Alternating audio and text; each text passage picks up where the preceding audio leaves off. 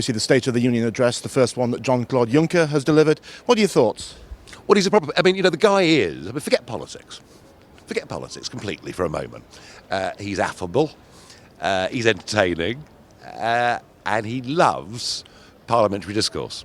It's quite interesting. When I've been here forever, I've been here since 1999, and we've had this succession of really very humourless sort of automatons, the Romano Prodis and Barrosos and Van Rompuys, and it's all been, That resemble wet rags, that kind of man. I think I did throw that comment in once, but the point I'm making is there's really not been an ounce of humanity in the place. And what Juncker brings to it, with Timmermans too, who's an incredibly bright chap, what they bring to it is a completely different style, a different feel, and I think, for everybody that engages in that place, it's a better, again, forget politics, it's a better place for having Timmermans and Juncker there than it was before. I thought his impassioned plea for refugees and his historical citations, Huguenots, Jews, Asians fleeing Africa, very interesting. And actually, almost exactly the same thing that I would have said. That there are countries in Europe that have a tradition of offering genuine refugee status. But then getting political for a moment, he then comes up with a prescription that virtually guarantees we have no proper means of working out who is a proper refugee and who isn't. So I would say that. And the other point I would make is that there's been a lot made in the press of what Juncker said to me and what Juncker said to one or two of my backbenchers. And do you know something? It's been blown out of all proportion. I mean, compared to what happens in PMQs every week in Westminster, I mean, this was nothing. Well, basically, it's very interesting to hear you speak this way because am I right in thinking that there is a softening on your stance concerning migration, softening on your stance concerning the care for asylum seekers and refugees? The Conservatives appear to be moving that way as well, given the recent events and the tragedy of the little boy being washed up on the beach. Are we looking forward to a softening in UKIP's stance? Well, no, not at all. UKIP's stance has never changed. The fact that you guys have sought deliberately to misrepresent what UKIP is for the last decade and more, we have, ever since the 1990s, said that we think the United Kingdom has the longest and proudest record when it comes to... Forget the word asylum seeker. I think that covers a multitude, of motives. Let's talk about refugee. Let's talk about the 1951 Geneva Convention and the definition of what's a refugee. And it is somebody, an individual, who fears directly persecution as a result of their race, class, ethnicity, political views. I mean, that's what a genuine refugee is. And what UKIP are arguing is that because we have open door immigration, because we're borderless Britain, because 640,000 people settled in Britain last year, we're not actually capable and able to do more on the refugee crisis than perhaps otherwise we would. But I think what's encouraging from a British perspective is the line that I've been pushing since April, namely that Juncker's got this wrong, that Merkel's got it even more catastrophically wrong, that to encourage people to go into the hands of the criminal traffickers, to encourage people to make those dangerous crossings, actually, we're the ones causing all this misery. And you only have to look at what the Australians did facing exactly the same crisis.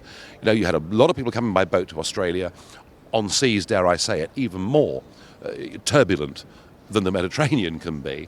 And we saw the drownings and everything else, and the Australians stopped the problem by saying, if you want to come to Australia as a refugee, you aren't coming through this route.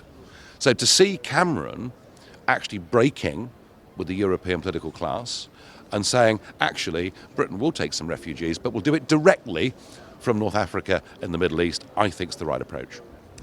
Interesting. Very interesting. There are other events taking place, particularly over the weekend. This may have been as entertaining for you as it or probably has been for the Conservative Party. Jeremy Corbyn is almost certain to be elected leader of the Labour Party on the 12th of September. You know what his stances are concerning the EU. I'm sure you know a great deal about his other attitudes, particularly towards the working man, the man of the people, a much more left of centre politician than Labour has seen for some time. Do you think you can work with him? I don't know the answer to that. I don't know the chap particularly, so that's very tough to answer. Let me say this. The modern myth that from a British perspective, euroscepticism is some conservative thing or some right-wing thing. I've argued for years it's utter baloney. If you think Britain should be a self-governing democratic nation and not part of these structures, that isn't a right-wing or left-wing position. It is a simple position of sovereignty. And what happened to the British Labour movement, who, remember, in the 70s, were the chief proponents for Britain not joining the common market and indeed for leaving the common market. And they based that on democracy, they based it on our relationship with the Commonwealth, they based it on the fact they thought the EU, or EEC as it then was, would become dominated by the big corporates. Goodness me, Tony Benn was right about quite a lot, back in the 70s. And what happened was that Labour crumbling as a party in the mid-80s, and the brilliant, evil genius Delors turns up to a Labour TUC conference and says, no, don't worry about Mrs Thatcher, don't worry about the Tories, you come with us on a European journey and you'll get one. And the whole debate for 25 years on the centre-left of British politics has been closed down.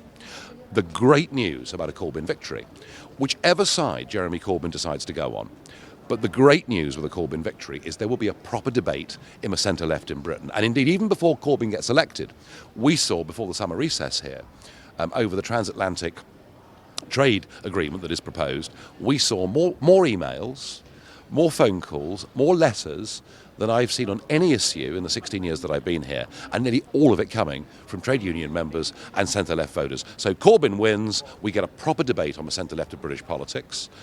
We know that Jeremy Corbyn is appalled at the way Greece has been treated, and he's made that pretty clear. We also know that he's actually a Bennite, basically.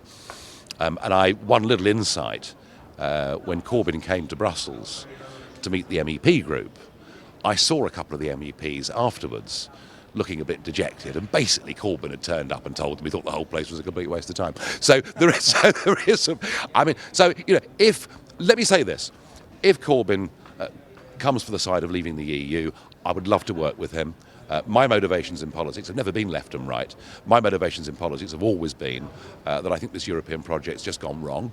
I'm not against a Europe of trade, of cooperation, of mutual respect, and all of those things, but I'm against the state of Europe. And actually, if we are going to win the referendum, if the Leave the EU side's going to win the referendum, we will need a lot of centre-left voters to do it. So I'm looking forward to him winning, which he's going to do by country mile. There'll be a proper debate, and you never know. If Corbyn goes for the Leave side, that could tip the balance.